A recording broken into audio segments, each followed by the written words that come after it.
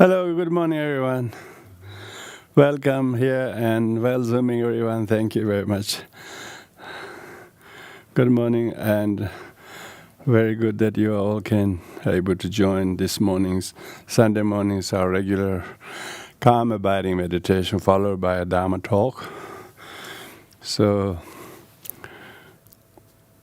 we're going to take a couple moments to secure our space and your attention, your good intention, free of all other outer activities as well as mental discursive thoughts, but focus what we have come here to do. That is to, one, pointedly sit in stillness in order to relish the good there is in the peace and tranquil and calm mind, not only when we do this meditation, but thereafter. So with this in mind, we will do the Refuge Prayer, that is affirmation of the truth and the blessings, how true the teachings are, by guidance of which, as we follow, we are much safer in our thoughts. People are also safer in next to our mind, or as our companions, or as our whatever part they take. With someone who's calm, they are not in danger of being abused or harmed or reacted or negatively, physically or verbally, because the one who has calm in mind perceives and conceives all in a very much as they are safe. They're safe with you. So Dharma is to secure our mind in a good space through meditation. So that's why this prayer is to acknowledge that, and our commitment to practice kindness to each other, most importantly, and gentleness towards each other, particularly when the others are not gentle or not necessarily in a good space. We have to be very much try to support them by not overreacting and being kind to them. So with this in mind, we'll do the prayer. Thank you. Join your hands at the heart and put all your feelings and heart will wish to realize these sentiments. Oyenda Buddha Dhamma Sangha Ajere Vyuje Lajame Bhaivachu Ajehedala Ajare Buddha Ujuebi Henda Buddha Dhamma Sangha Ajere Vyuje Lajame Bhaivachu Ajehedala Ajare Buddha Ujuebi Henda Buddha Dhamma Sangha Ajere Vyuje Lajame Bhaivachu Ajehedala Ajare Buddha Ujuebi.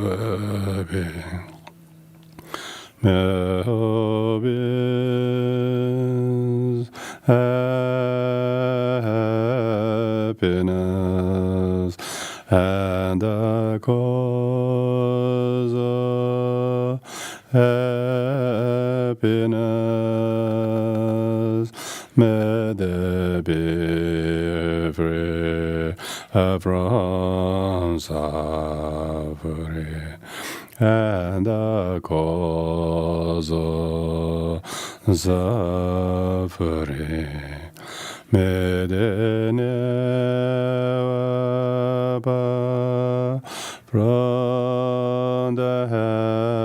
pina dana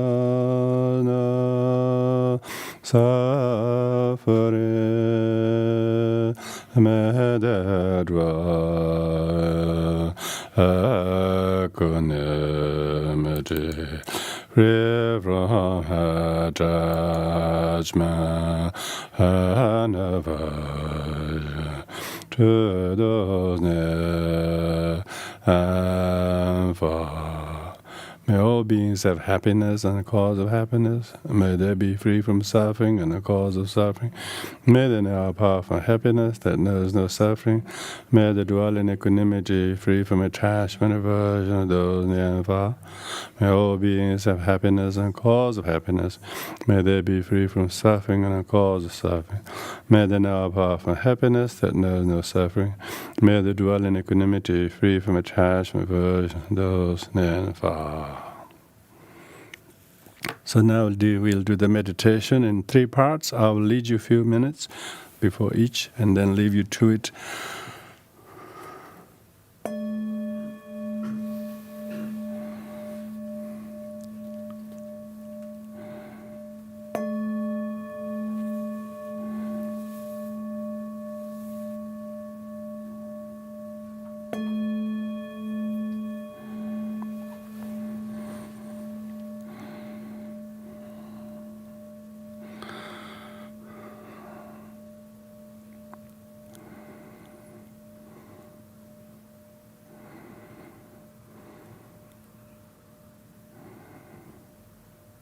Bring your full attention in the conscious sitting correct posture.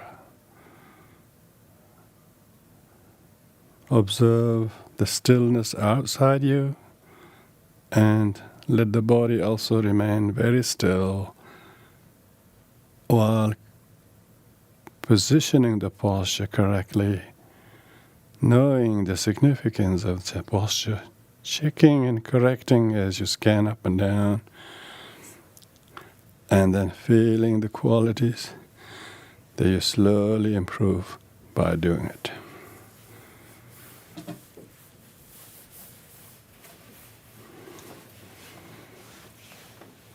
Make your eyes become very soft, peaceful gaze that is not blinking your eyes, nor widely open. Chin slightly tucked in, your back is straight, your jaw, your whole face is very relaxed. Shoulders are balanced, and have a sense the single hair from your crown is pulling you towards the ceiling. Each time you reach the end of upward scanning the posture, then at the beginning, before you scan downward from the crown. So have a carefully paced way to position the posture, check, know, do, and feel. One pointedly, becoming fully aware of your attention to the posture and those around you. And just gently bring the mind back if it's wandering off, or the posture is too rigid, make it a little bit soft. If it's too slack, exert slight improved posture.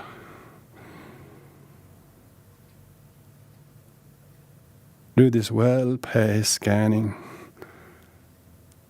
for 6 to 8 rounds without any compromise. After that, always take a short, conscious mini break.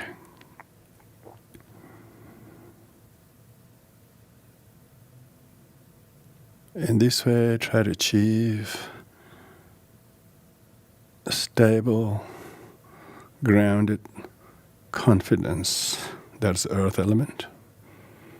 balanced, harmonious. That is water element. Aware and very conscious,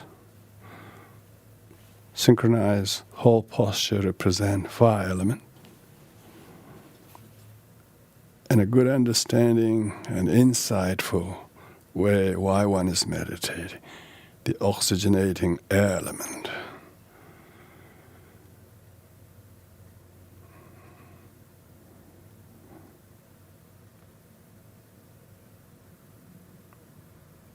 Even slight pain or discomfort in the body, if there are any, slowly, this will help me to develop my resilience and calmness and restlessness. With this in mind, make a very active sit without dozing off or becoming dull or sinking somewhere. Stay very conscious of the posture and the scanning, the timing, and the mini breaks.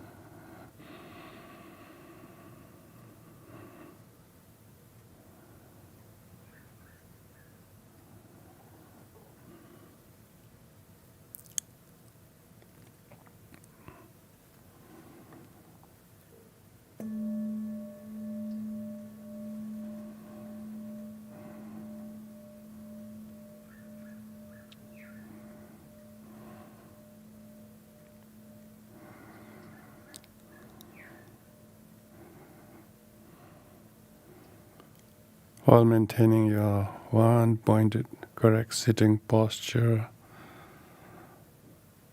Now we focus on the consciously following inhalation. When you inhale mindfully, doing the inhalation knowingly, something positive with the oxygen, one actually feels inspired with each inhalation. As one follows the breath going in the lung, permeates and spread and irrigate your whole body as you circulate, rejuvenates your whole body. Stay with the permeation phase of the breath. And then as you exhale, consciously breathe out, not just carbon, but sadness, pain, hurts, difficulties, worries, one out breath.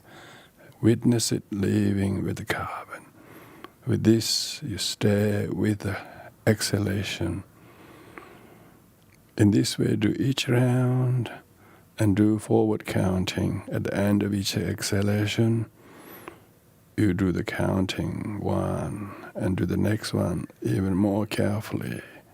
The inhalation, the way you do, know, see the feel, the inhaled phase of the breath. Then as you permeate the breath, you do the permeation. You see the spreading far into the tissues and fibers and the muscles and joints, healing the body with the red blood cells flooding the whole nervous system. Feel rejuvenated, and then as you exhale, do conscious breathing out. Know what to let go. See the carbon and dark energy leaving. Feel relieved and freed. Then count that as 2. The more you count, each counted rounds has a greater clarity and a resolution. And try to count uninterruptedly as high a number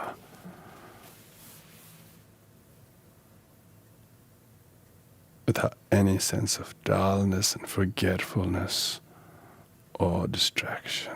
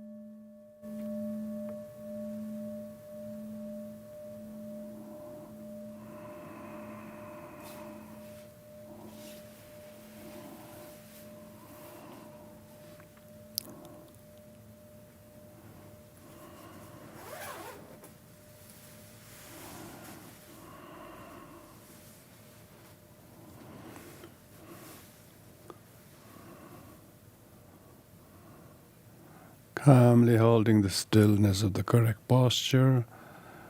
We still continue to do the rounds of breath, but this time we will do the reverse counting of super qualified round breath.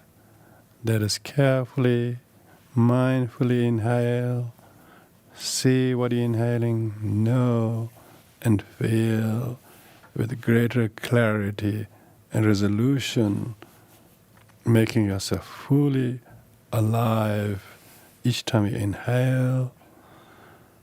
Likewise, as you permeate, you follow the breath and the oxygen in the lungs spreading through the whole nervous system,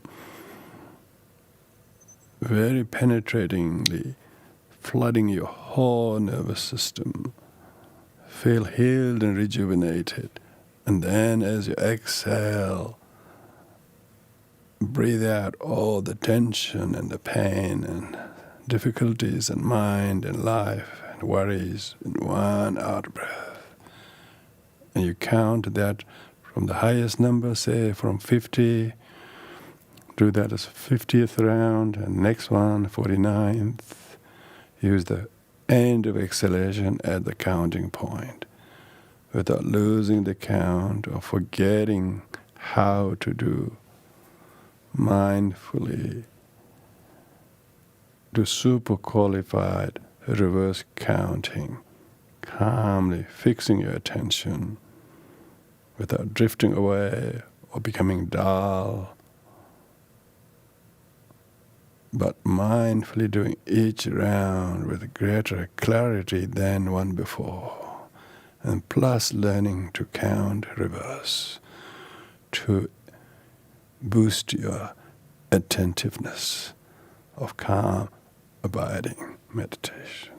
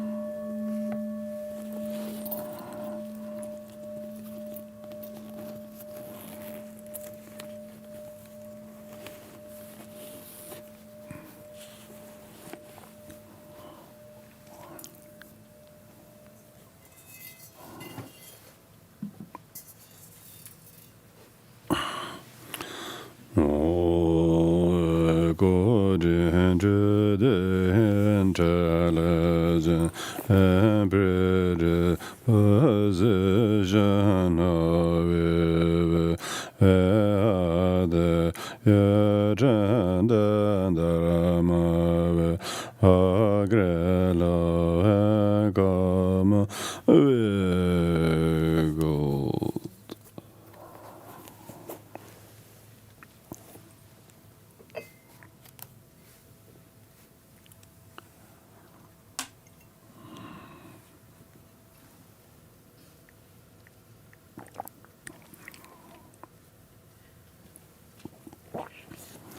Imagine sitting like that 6 years.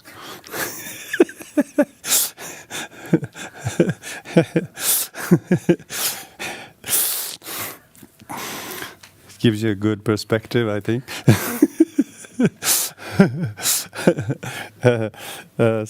Good morning, everyone. Welcome. Thank you, everybody. If you find it difficult to sit on the floor, please sit on the chair. Now the meditation is over.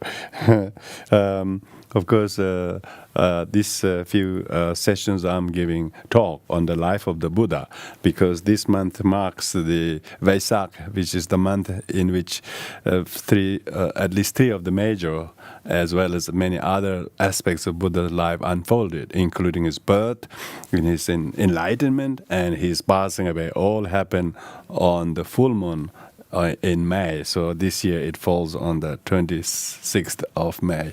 So the actual the Vaisakh month Sagadava started about 6 days ago. So it's very auspicious and very important, I think, for people who are interested in Buddhism.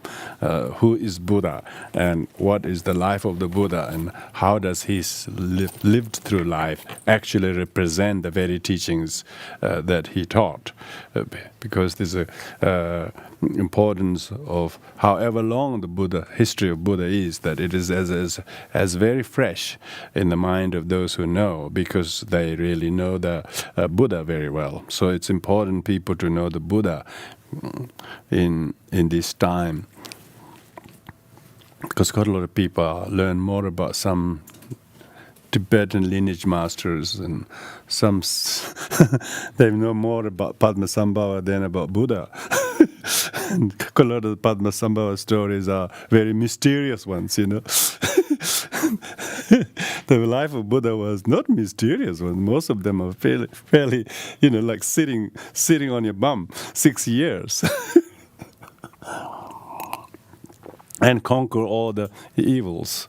So last week we finished talking about the first few episodes of Buddha's life. That is how he chose time and a mother, and a country and family, and a race in which he will be born, and then how he actually was born. And so we mainly covered that part. Today we're going to continue from that. Of course, he was given the name Siddhartha as a childhood name, among other names. There were quite a number of names, but most well-known name of his childhood and before he became enlightened was Siddhartha.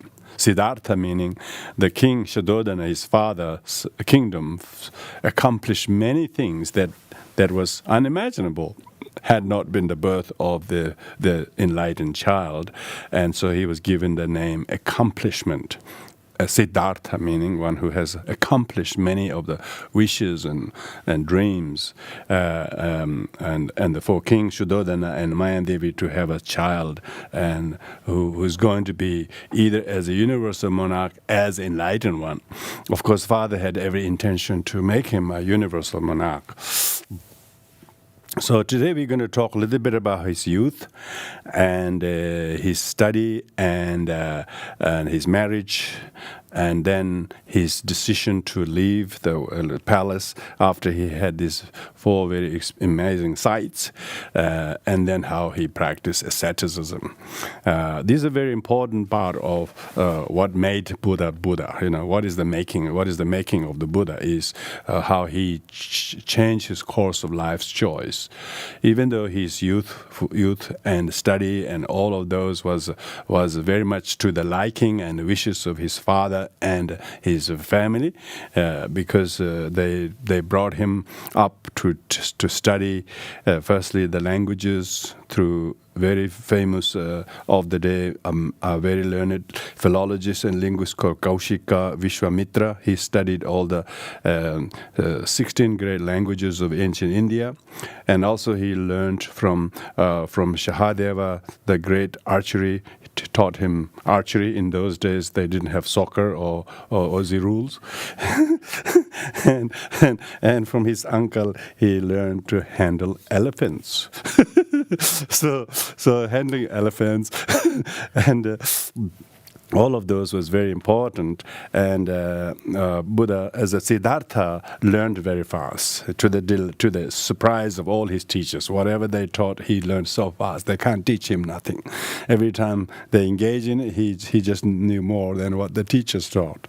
Be that in archery or in languages or swimming or I don't know what kind of swimming pool they had those days, you know. But actually river, there's a Bhagirathi is the river that was very, very big in the monsoon season, very difficult to cross. They said that nobody would dare cross swimming in that river.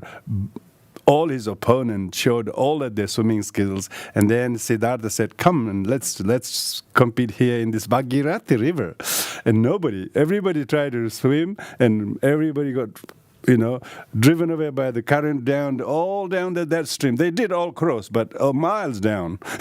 Very, very few could cross straight. But Siddhartha, just as a world number one swimmer of Bhagirathi, he just crossed straight in no time on the straight. So everybody was very much surprised. He excelled in all kinds of sportsmanship and everything. And having heard about this very famous, the son being born in the Shakya kingdom, because everybody heard about this special son being born in the Shakya kingdom, and one of the kingdom called Litsavi. Litsavi is the kingdom where Vaishali is situated. There the people, they had a very special elephant, and they thought, he's going to be universal monarch, so he would need a special elephant. And no ordinary elephant, a precious elephant, You have to have a special elephant with 6 tasks if possible. 2 will be great, but 6 will be amazing. So just as his mother, when he dreamt of an elephant entering into her, white elephant entering into her with 6 tasks among the 4 very special dreams, and so this kingdom, Litsavi people, thought they should offer the amazing elephant. Everybody thought that the elephant they had was very special. So they came to offer the elephant to the palace when Siddhartha was just a young man. He was maybe 13 or something like that. And they came to offer. The elephant was so well decorated. Indians even today, these days, amazing thing. They adorn the elephant from the crown, for the back and the tail and everywhere. It's just including the hoofs and everything. They have amazing way to decorating the elephant, and they specially made it that is fit to be offered to a universal monarch, Chakravartin, who should have 7 special articles like queen and minister and horse and elephant and so on. So they thought they were going to offer this elephant to make part of his completeness of his being a universal monarch. As they came to offer the elephant to the palace, Hangsawati, name of the palace of this in Shakya kingdom in Kapilavastu, Hangsawati. Hangsawati means full of swans. Many swans come to enjoy the lake around, and the palace was very beautifully designed. And always was that more swans than anybody, because most ordinary people aren't allowed to come in royal compounds, like Buckingham Palace, Not because of social distancing or anything like that. It's just because they are royals and you're nobody. But you can't stop the swans flying into the palace grounds because they are swans. They don't know about human rules. They are bird rules. Bird always flocked the palace and enjoy the lake. And that's why they gave this palace was completely always covered in so many swans. So they call Hansawati, the palace of the swans. Anyway, so when they brought this elephant into this palace, and then Buddha had his uncle's son, Devadatta, the cousin, very, very jealous. Now he's starting to be jealous. He said, why bring this beautiful elephant in? He said, they're going to offer to the Prince Siddhartha. And then Devadatta, out of jealousy, he punched the elephant. He killed the elephant. It's very jealous, He thought his cousin is going to be king, universal monarch. He doesn't want that to happen. And then Buddha's half-brother, Nanda was really upset by the killing of the elephant by his cousin, particularly out of jealousy. And then Nanda thought, to show his athleticism, he lifted up and threw it away about 7 paces where the dead body was, out of the way. And then, so there was this cousin competing. And then the Siddhartha had noticed something was going on. Because killing of an elephant is a big news, I'm sure a couple of us in a daily would have got the headlines. Oh, elephant punched by Devadatta, killed. And then Nanda comes and throw the body away a little bit. But then Siddhartha comes and he discovered, and this was just because they were having a lot of sportsmen competition between the cousins. So always Devadatta is never happy that he's a loser. So he wanted to show that he could really punch an elephant and kill him. So it's quite strong, isn't it? That nobody can do that. But they were all training in sportsmanship. He did that, and Nanda could throw it away 7 paces away. That's quite a bit effort anyway. So then the Siddhartha comes, and of course he knew what his 2 cousins are doing, half brother, and he picked up the elephant tail and lifted it like this and threw away 7 fences away. 7 fences away, of course, far away from the Hansawati palace. And then it fell outside the 7 fences and created a huge ditch. Huge ditch falling the big elephant. And then it earned the name Elephant Ditch. Hastigraha. Actually, that's a place. If you go to Kapilvastu now, they show you where the elephant landed. These days, and they built a monument later on, of course. So anyway, so there was this tension happening between him and his cousin Devadatta, starting like that. Anyway, so then they were having archery contest, archery contest, and everybody was good. Relatively good. They never missed the target. They're always really good. But Siddhartha said, look, I'm not hitting just to shoot the target. I wanted to shoot 7 targets in the same time. So they put 7 trees in a row, all with the big gaps, and then big iron sort of plates put on that. So the target was the iron plate. You got to hit the iron plus make hole to the tree, and then another six of those. And of course, when the others hit, they make through the first tree, but not beyond that. They all hit the target, but not beyond that. When Siddhartha shoot the arrow through the 7 trees with all the 7 iron plates, all of them got penetrated by one arrow shot, and not only that, the arrow landed beyond the 7 trees and then hit onto the bare ground, and there came a spring. A very spring came, just water gushing. And then people thought, wow, that's not ordinary sportsmanship. And then, of course, that water became very important ever since it became an ongoing water spring, yeah? So a spring to rush forth, and everybody just drank the water regarded as holy, very special, So anyway, so there was this youthful sportsmanship happening, mostly because they would still compete with other youth, but not every youth, Most of the youth, because he had so many uncles and aunties, 4 aunties and 4 uncles, they all have children. They're pretty much a big sports club.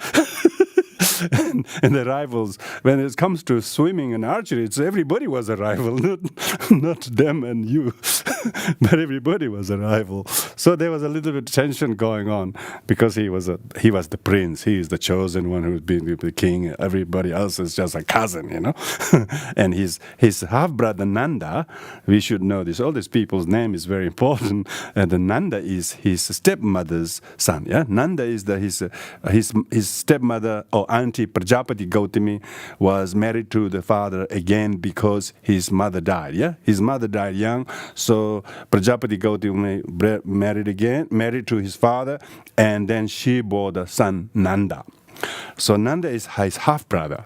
Nanda is a very important figure in Buddhist history. You will meet him later on about Nanda's kind of a personal kind of story. We will come to that later on. Anyway, Devadatta having lost a lot of competition in archery, he still wanted to show that he is a good marksman, And then one day he just shot an arrow, Nanda, this is Devadatta, shot an arrow to one of those flying swan, and in the sky, And then he had a direct hit on the swan, and swan fell. Swan fell into the garden of Siddhartha, of course. And Siddhartha went straight away and took it and extracted the arrow, bound up the wound, and then he was holding it. And moments later, Devadatta comes in to claim the bird, says, "It's mine, give it to me, I shot it down." And Siddhartha was very sure, no, this is one who saves the life, owns this bird, not one who's trying to destroy it.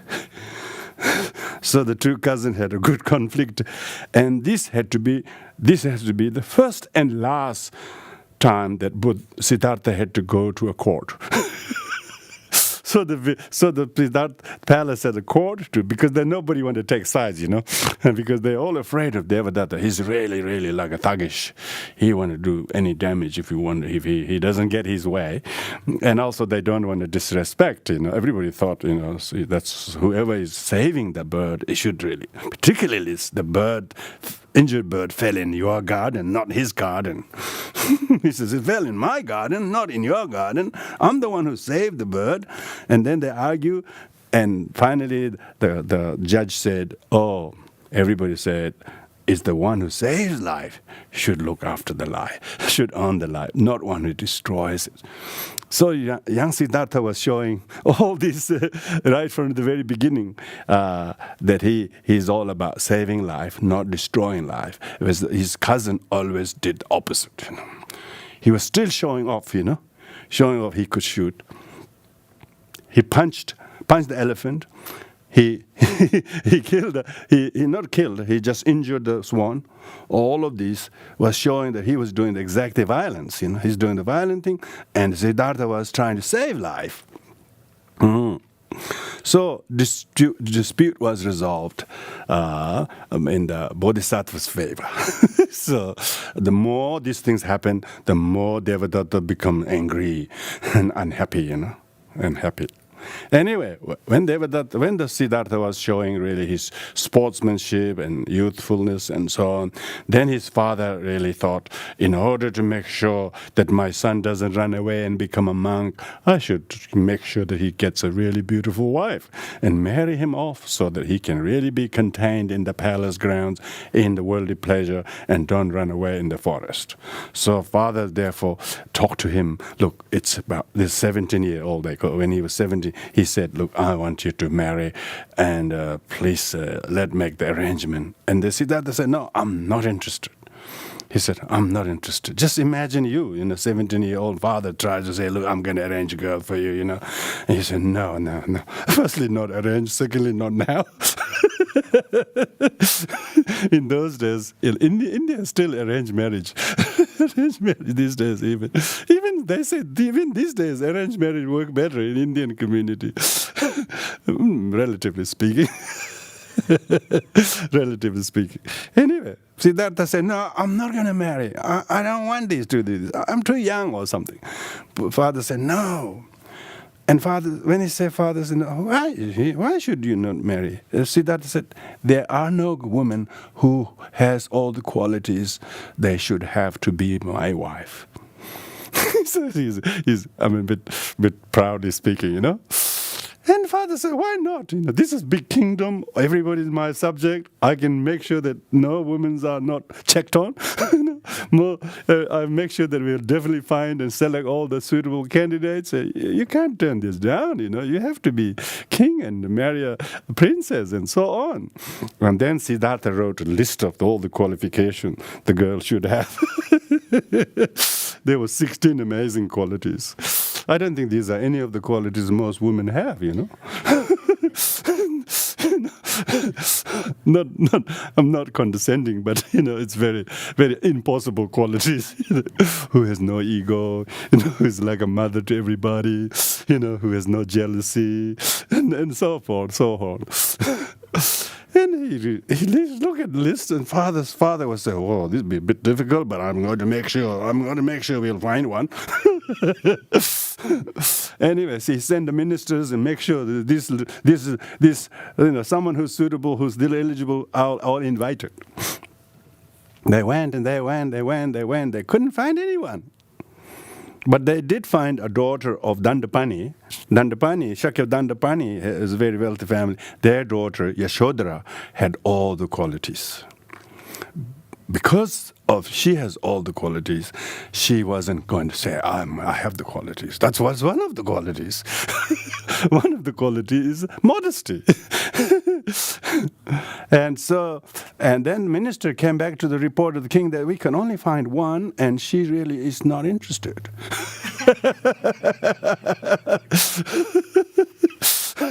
So then the father was a little disappointed there were only one candidate.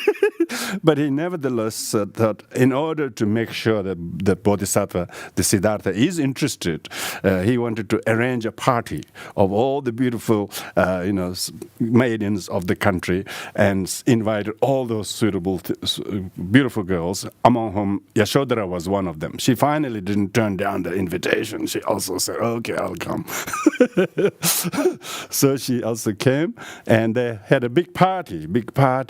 And then ministers and father arranged so that the Prince Siddhartha gave a present to all the girls, to see whether he showed any interest to the girls or not. Anyway, so all the girls came, and they all was really eager to meet the princess. They all know that he's a marriageable bachelor. And they all thought maybe there was something hopeful for each of them, and they all came with great anticipation. And they all came, and they all got the gift, and Siddhartha gave all the gifts. And then he's going to run out of gifts. And then the last one is Yashodhara comes up. Yashodhara, she's the one. She always put herself last. See, this is one of the qualities. She always came last, and then there was no gift left. But the then prince gave his own ring to her, and they could see, they could spot that there was something. Not only she was the only one who had those qualities, she came last, and she was modest, and she was very selfless, and she was really shy, and all the things. And then Prince gave the thing, and they straight away had no doubt about the appropriateness of Yashodhara being the suitable queen to be married. And then Father Dandapani actually didn't want to marry off his daughter to the prince. She said, no, there are many other kings, prince around the world have also asked her hand, so I can't really say yes. And he demanded a big kind of sportsman competition. So if Siddhartha wins all of them, then he can marry his daughter. Otherwise, So anyway, things got a little bit delayed. just to check whether both are suitable or not, whether they have the patience to wait. Anyway, so in the end, all things went very well, and they got married, and Yashodhara was the chosen wife.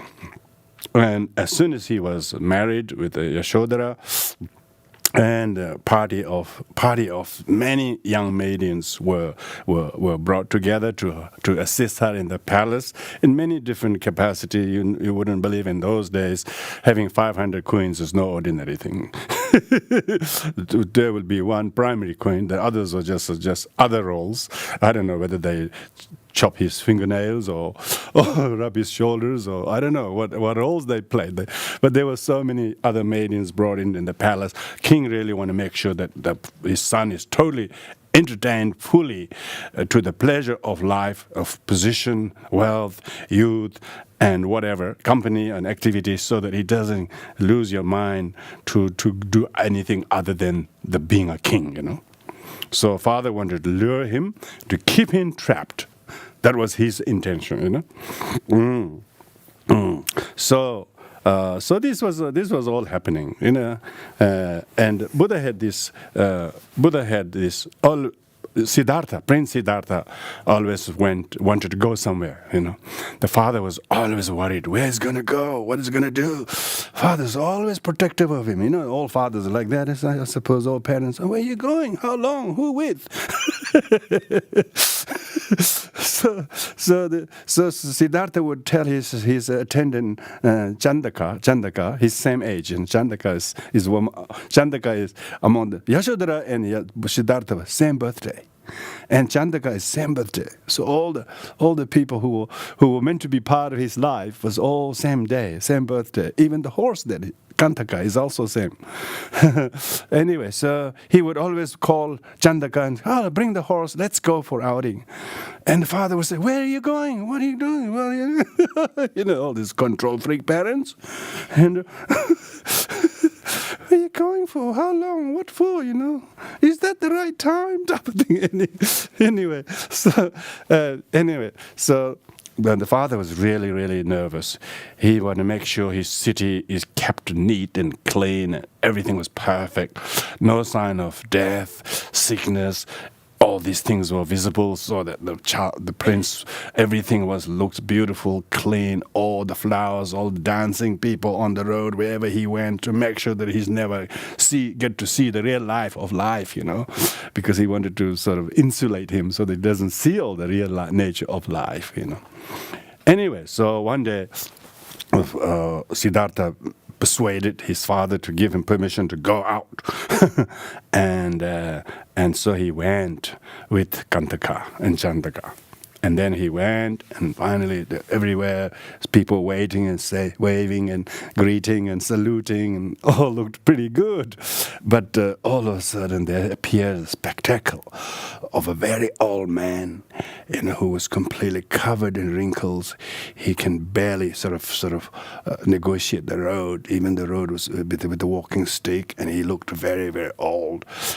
And Siddhartha couldn't believe someone who's become so old and so weak and so helpless, but yet he want to go somewhere, but he can't barely move to make his way. He says, "What's this?" And then his attendant tells him, "This is called old age. He's been lived too long, and now his bodily stamina, energy, all not there." So he said, "This happens to everyone?" He says, "This happens to everyone." "Yes, this happens to everyone. This happens to even going to your wife," he said. He said, "Damn it, take me home. I'm not done I don't like this." Sort of, not exact word like that, but I'm sure he said, look, take me home, because he was really depressed. He said, "Oh, this world what's the point of me being a king? I'm going to be old like that." Oh. And then he started noticing he was really sad, and and he thought the life's got not a lot of choice, not a lot of hope left, look at that, Then he says, "Take me another day." Second day he said, "Take me another tour, excursion." And next day, same excursion goes, everything looking very fine and nice. All of a sudden,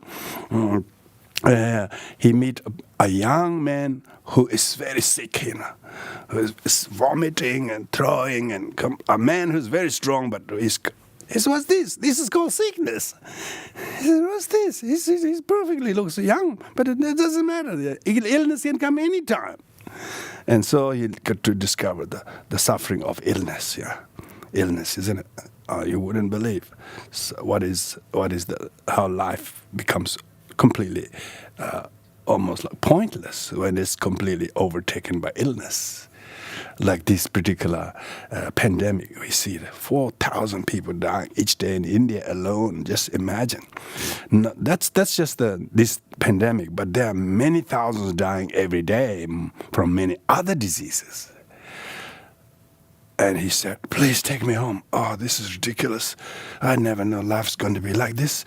He thought his life would be wonderful, So he got and he wouldn't eat and he wouldn't sleep very well and got really, really upset. And then next third day he goes, let's go out, see what's and this time things got really worse. This time he could see this is a funeral procession. He met a funeral procession. I forgot. In India, the body looks real body, not wrapped in a shiny box, The body wrapped up in some yellow cloths or whatever. People playing conch or something. Everybody wearing white, and there's a kind of somber look when you look at not with shiny car with two people with wearing bow tie, like walking like this. In the West, we try to insulate, so there's nothing, So in India, the death is real, Even today, they make the dead body, like you can see how they're cremating, the straightaway barbecue, everybody. And when he saw the dead, he said, couldn't believe it. He thought old age was bad enough. He thought the sickness was bad enough. And now it's a death. And this could happen to any age. You don't need to be sick. You don't need to be poor. And he got really, really upset by that. And then he would, when he returned to palace, he could see everybody as skeletons. He wouldn't see the beautiful palace people or girls or his wife, beautiful anymore. They're all skeletons. He could see them. His mind was fast-forwarding, These are all inevitably going to be like this. Yet we think we should have them or should, this. And then he was shaking his head. Gosh, so deluded attached to impermanent things and permanent, what are going to be definitely going to die. We're still going to cling on to them as they're going to live forever. And he was really, really sad and really depressed. And then he was lost, He was hoping whether there's any way out not to get sick, not to die, and not to become old and all of that. And then next day he went for the fourth excursion. And on the fourth excursion, and everything was beautiful, very nice. He have seen all the worst.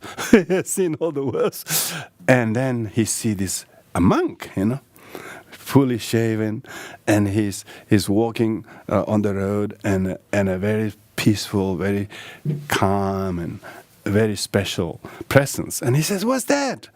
Chandak says, "Oh, that's a mendicant. That's a monk who have found the world to be so, cause of suffering and renunciation." So he's realized the desire and the wealth, possessions and relationship, these things are all traps. These things are not cause of spiritual growth, but these are the traps in which most people fall. And so the monks is the one who think of life's purpose and therefore get rid of desire and power and craving and competition and all the things people get involved. And this is a monk who's seeking peace and enlightenment through renunciation. And then Siddhartha thought, he says, that's what I want to do. That's what he told himself, and that's what take me home. Take me home. So by this time he had already made up his mind. And then one day, while he was thinking of leaving the palace, one day he went to the field and he saw these thousands of people working in the field, all laborers, And all the servants, quite a lot of them are slaves. In those days, slavery is a currency. Slavery was the currency. And they were just doing hard, back-breaking work. Their hand and body was covered in mud and wet and sweat, and yet they have to pull this cart and make the oxen all plow these deep fields, and these big fields have to be. And he said, they have no choice but to do. They were still being driven and chased by others to work and not sit around. And he says, who are these working for? And they say, for your father. He says, what? It's my father's responsible to make all these people work like a slave. He was so disappointed. He said, you are all free to go home. He says, you're all free to go home. Give up your job. You don't have to be slaves. This is ridiculous. So he was the first to actually rebel against slavery. He didn't want that. And particularly he realized his father was the employer, owner of all these slaves. And all their hard work, backbreaking work, is bringing all the nice things they enjoy in palace. And he felt good. Every single morsel of food that he eat, he couldn't have taste anymore. He says, look, I'm living on the hard work of the slavery, and yet my father thinks I should become one like him. No way, he said. So you can see the young rebellious prince had every reason to not only feel sad because of sickness and death and old age, but inequality of rich and powerful taking advantage of the poor and those who have not. And he just couldn't bear to be part of that. And he went to protest to his father, look, I'm not going to be king. I had enough. I want to leave. So he firstly sought permission to leave, but father wouldn't give consent at all. Nor would his wife, and nobody would agree to him leaving, But he knew he will have to go. And when the father heard about this, his royal prince's kind of a protest about this life, they really feared, now he's going to leave. This is no good. We got to make sure he doesn't get a chance, doesn't get even an inch where he can escape from, So he asked all his brothers, to guard 4 gates of Kapilavastu. All the Dronodana, Amritodana, Shuddhodana, all of them, their troops were all stationed in the 4 gates so that he cannot leave. They want him to stop from leaving the palace. And 4 gates of Kapilavastu become completely guarded with men with weapons so that prince cannot escape. They all were so protective of him leaving. Nevertheless, the night when it came, Siddhartha woke up in the middle of the night and went to wake up his attendant, which is not common, not very common, The master coming to wake up the servant at that odd hour. He says, come on, wake up. Chandaka says, what for, master? This is an odd hour to get up. You're going to go for another excursion. He says, no. He says, this will be the last time I'll ask you to help me. Now don't refuse. He said, yeah, but this is not the right time to go. Everybody's sleeping, and you're not allowed to go. So, no, you got to bring the horse. You got to bring the horse right now. So Chandaka reluctantly went to get the horse, and the Kantaka, the horse comes, okay? And then, of course, all the palace gates are completely guarded, But all of a sudden, the 4 guardians, these are kings, these are very powerful kings. They all descended in the palace. They all lifted the horse's hoof. And they all flew. So they really flew. The flight was a real flight, not Qantas, but 4-legged horse. Kantaka flight. Kantaka. In the old days, all flight was horse, Even the airplanes are designed after horses, We talk about horsepower, don't we? Yeah, that's right. The horsepower was so good that he didn't have to go through the gate. He just went up through the space and went 12 miles outside a couple of us too, and escaped. And nobody knew. Everybody was dead asleep. Dead asleep. Particularly, they wouldn't know how he flew. And Shuddhodana, or the father, of course, didn't know anything. But a few days later, they discovered this prince has left. Why? The attendant and horse returning. And of course, but attendant was very aware that he will be reprimanded if he return home without the prince. Bring the horse. And attendant first took the Buddha, Siddhartha, to somewhere very far, and he said, look, I cannot go home without you, and I will be punished, and there will be no life for me. I will accompany you, take me and the horse wherever. He says, I have no need for the horse, no need of you. Previously, I was king, and you were my king. I am not going to be king. I'm just going to be ordinary wandering monk, and I have no need of servant. I don't believe in servant. I don't believe in riding horse, let alone this amazing, expensive kind of saddle and all this. Please return this. My father loves these things. Give these to him because he will love you for bringing these things back. So, of course not. Actually, a night before he escaped, he spoke to his wife, telling he was leaving. She begged him to take her with him and not to leave her behind. He said, "No, you got to stay behind. You got to stay behind, and you and I together is no more. There's no more. So please, you have." It looks like the story is not always clear, but some people think Siddhartha left after his child was born. Most of the stories, they show that. But according to the Mahayana Buddhist texts, Yashodhara was expecting a child, but haven't given birth to a child yet. So therefore, he was able to dissuade her to follow him, saying, you have my child, so you have at least stay in the palace, look after the child, and you have a good future. But not with me anymore, but with my son and the kingdom, you're much safer. So he was able to persuade her not to follow him. And anyway, so there's a lot of confusion around that area, particularly. Anyway, so Buddha left, Siddhartha left, far away, and then he cut his own hair with his royal sword.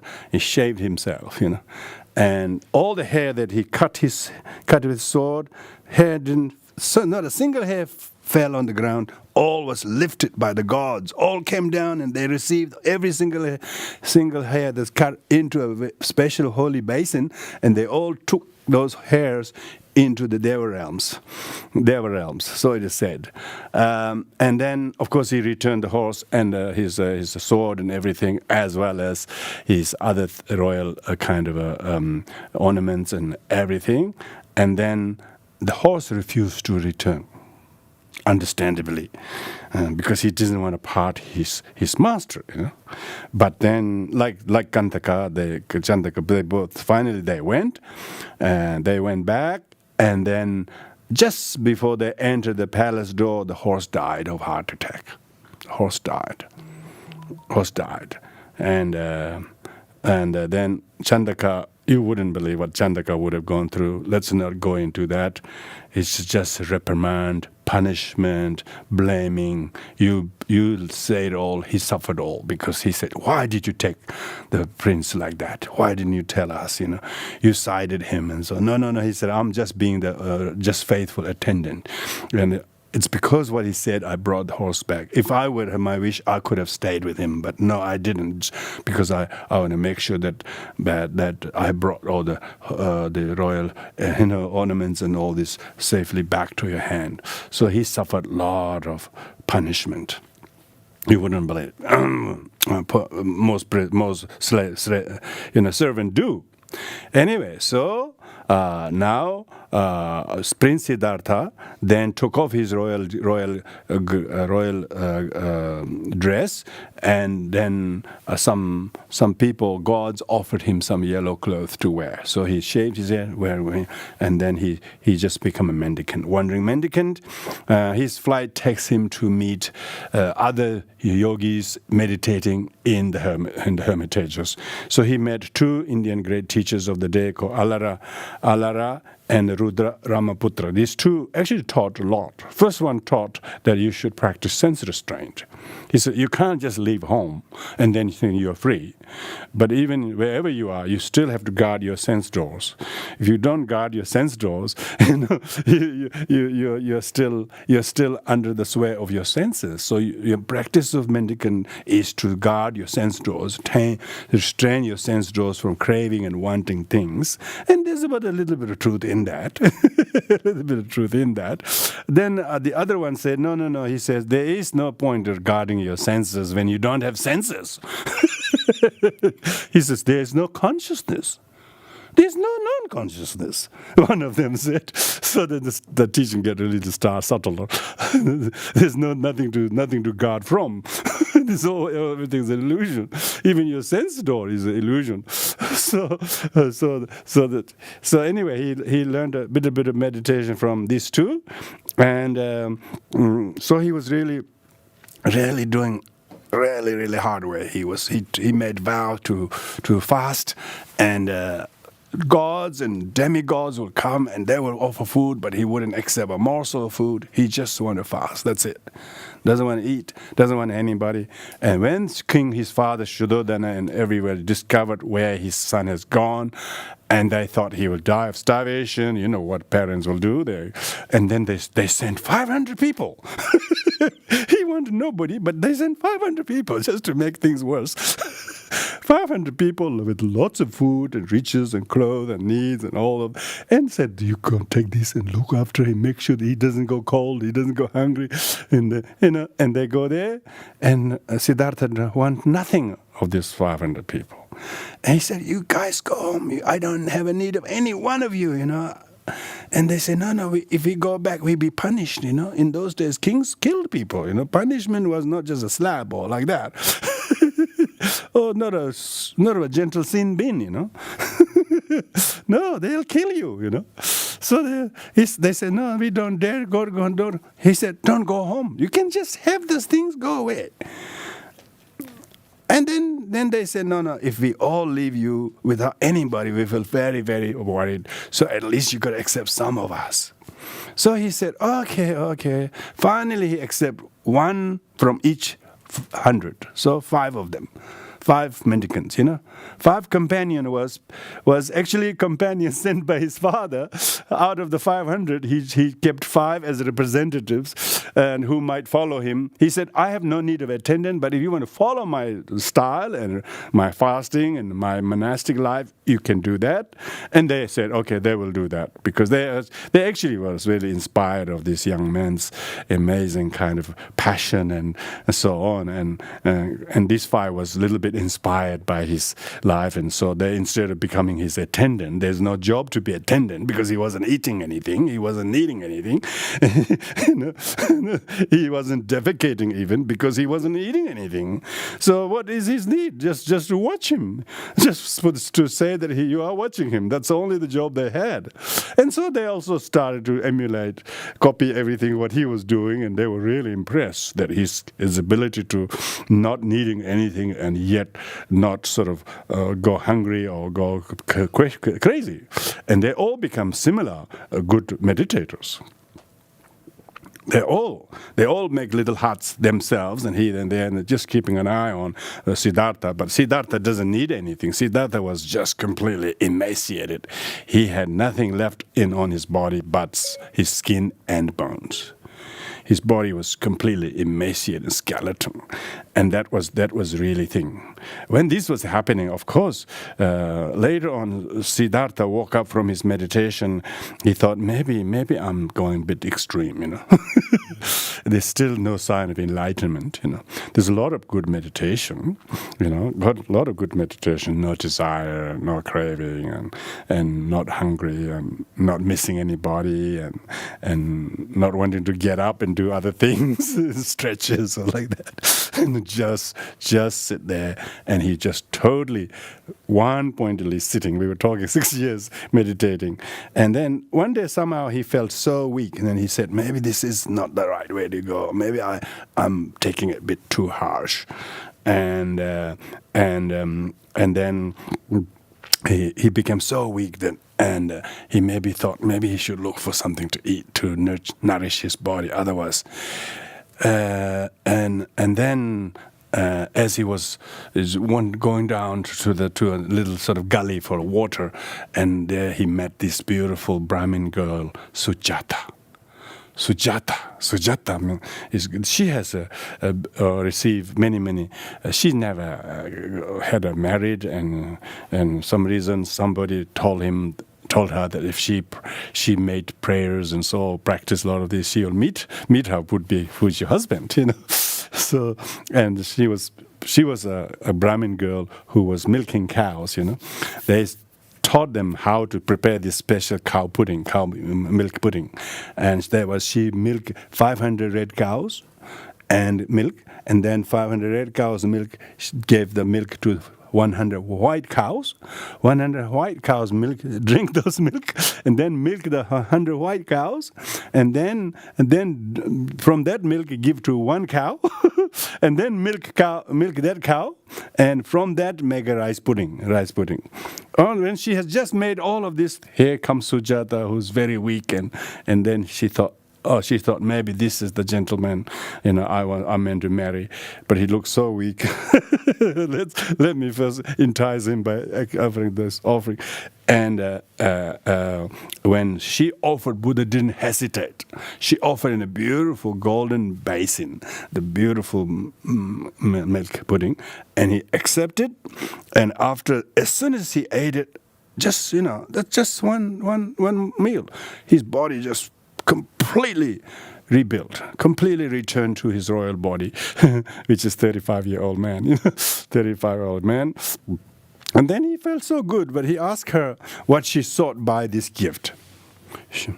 And then she said, "Oh, I have heard the story about you.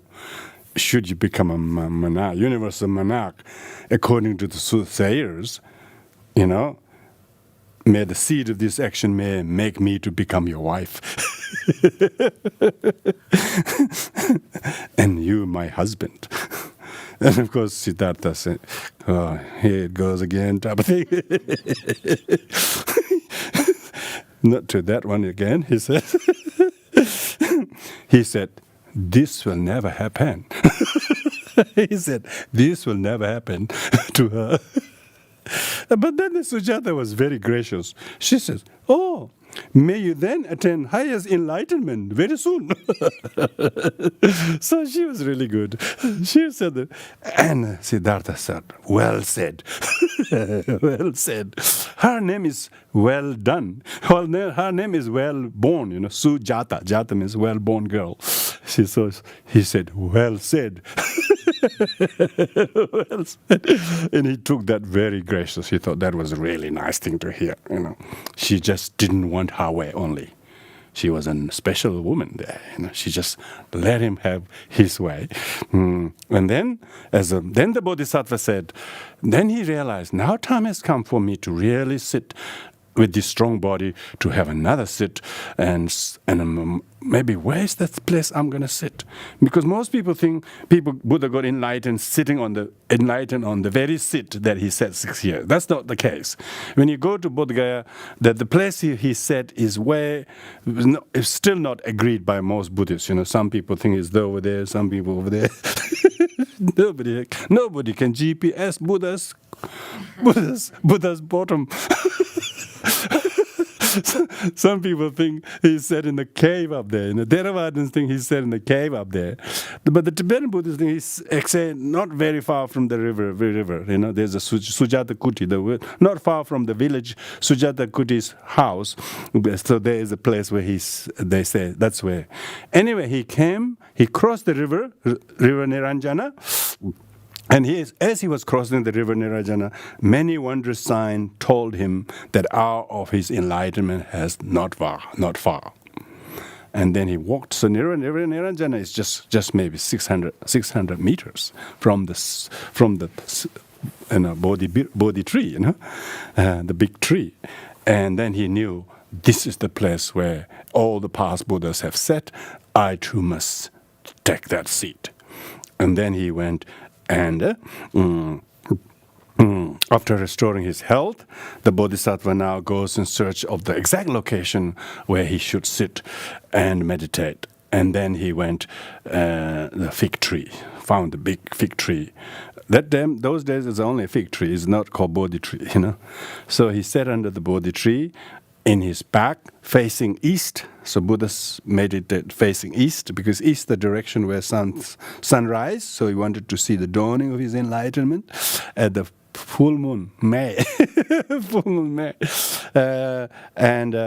And then as he wanted to sit, but there's still bare ground, He's not known for having royal velvet cushions, And he was looking for a little thing to sit on. Now that he's regained his bodily sort of comfort, he wanted to, and all of a sudden there appears this Brahmin, Swastika. His name is Swastika.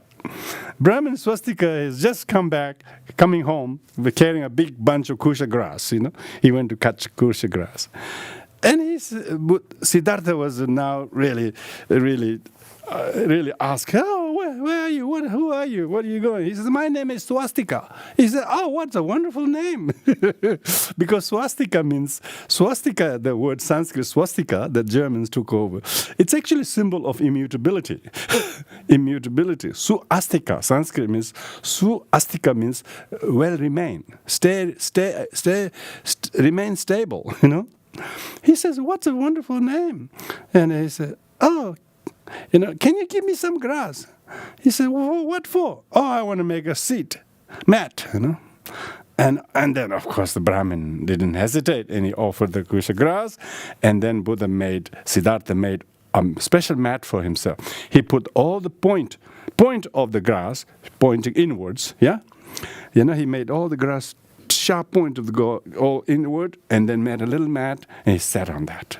Symbol was that he wanted to remain very focused inwardly, not seeking anything from outside. So the grass was given, and then he accepted the grass, cut a swastika's grass, and made a special mat, and then sat under the tree and made a vow not to move until he attains enlightenment, which he did. So what does this story thus far tells is the true teaching of what we call renunciation.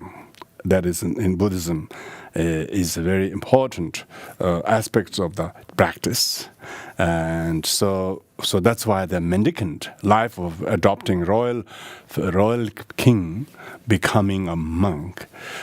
In some Buddhist countries, the Thai prince have to become a monk for a few days at least, but only for the ceremony, but no intention of becoming monk, But for the blessing, they will become monk for maybe a couple of weeks, and they really do exactly live like a monk and do all the things, but every intention to go back to the world that he has no reason to be renounced. So even Buddhist cultures, kingdoms, they actually think it's even to take ordination for a few days, it's still considered to be very right step towards the path of enlightenment. So I think this is an example they're trying to follow. Buddha Siddhartha, who had everything their life asked for, but he found nothing satisfactory, but all going to be cause of disappointment, because they are not cause of real happiness. Things and possessions, status, and all cause of conflict, all cause of jealousy and competitiveness, arrogance, discontentment, and he could see them all that. So when people know about life of the Buddha, they need to compare with them their own life. What have they been seeking thus far, and how much more we want? If anything that we have has brought us satisfaction, do we want more of the same, or what is it? Siddhartha, as a young age of 29, come to realize that it's well too timely for him to leave the materialistic world and make the life meaningful by seeking spiritual purpose and purpose of life. And therefore, he wasn't able to stop, even by his parents, even by his wife, and so on. Because he says attachment to anyone, even though you love them, is not love. It's only cause of shackling yourself, binding yourself and them, barring your spiritual development, because each other feels as you need each other just for what? Just actually becoming a hindrance to each other's spiritual progress.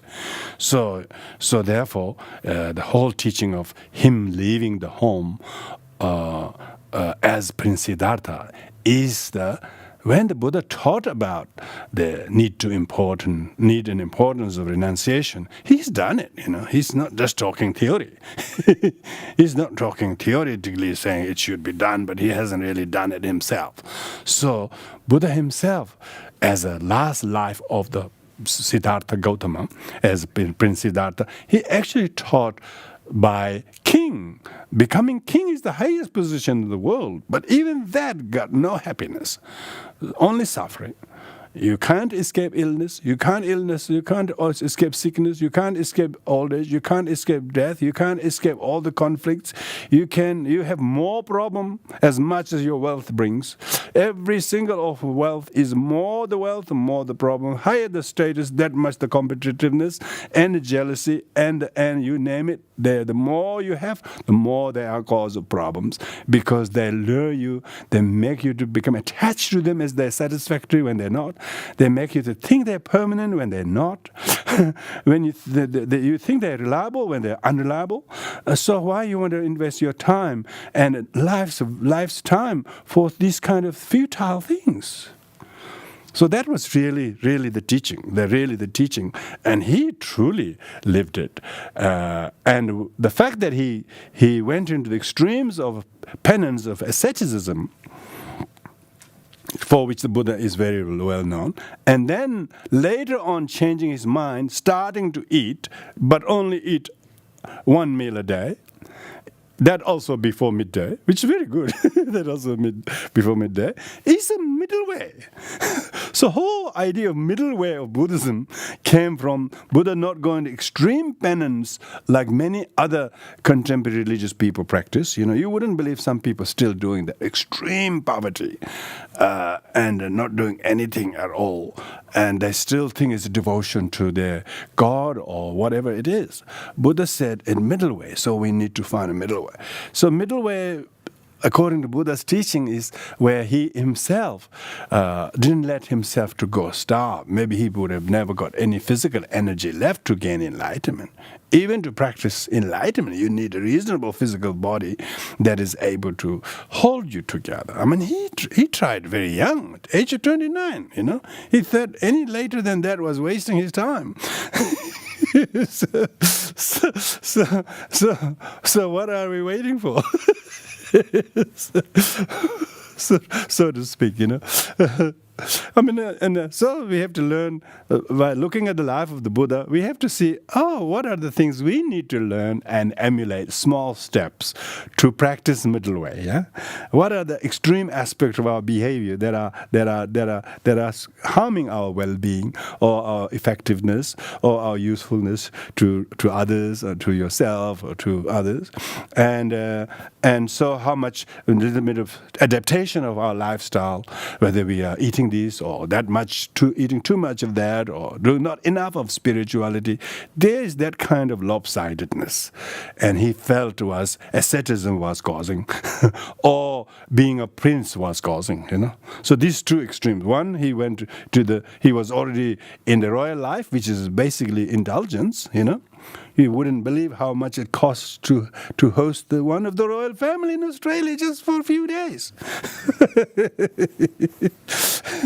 And so that's one side of the extreme. Another is extreme poverty, not eating at all, fasting to the extent of turning your body nearly to skeleton.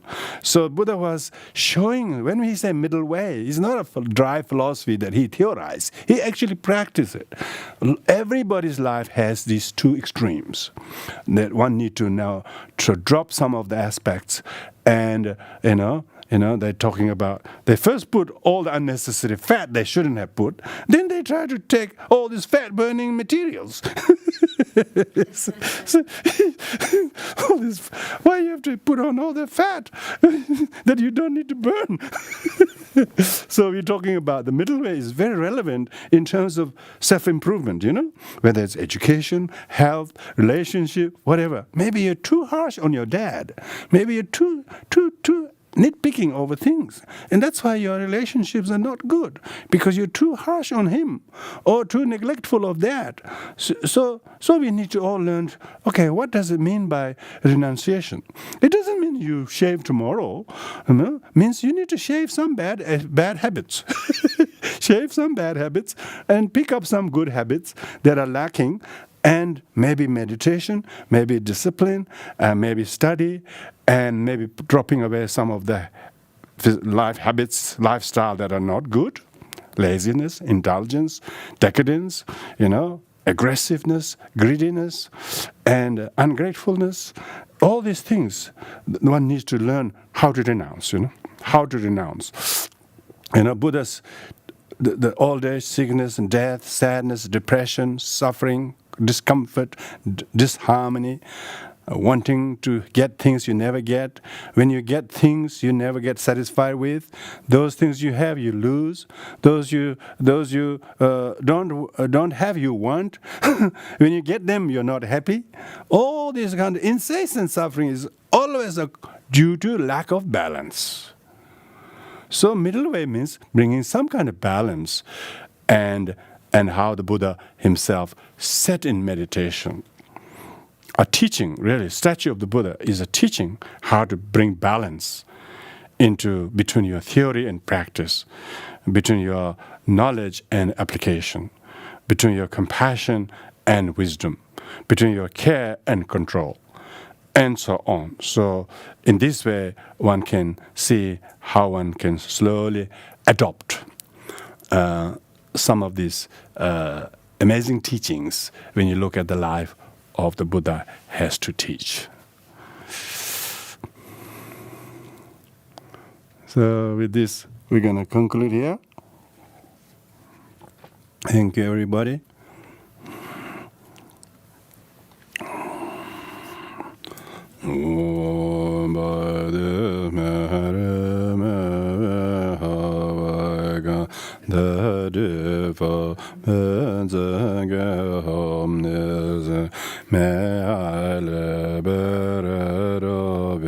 From the ocean of the Herenda Mahayana Dij whatever Merera Mehobe because loves to hold Mayana Dij courage Manjushin Yode as a Madrabadra de Live follow it all the example I just did all the mere Salam Bodhi Jida Teba Verena Yadanzo where has been Bomeyeding Vedadi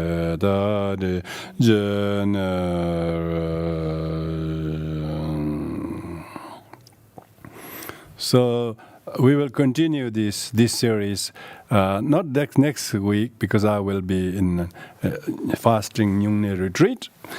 We were talking about fasting, but our fasting is very simple. Our fasting is not eating, but little less, eating but little less.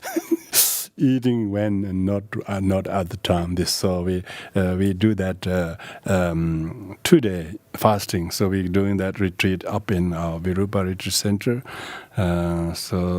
But the session will still happen with someone who will take the Sunday trip, and then the week after we'll continue the same theme. Thank you very much.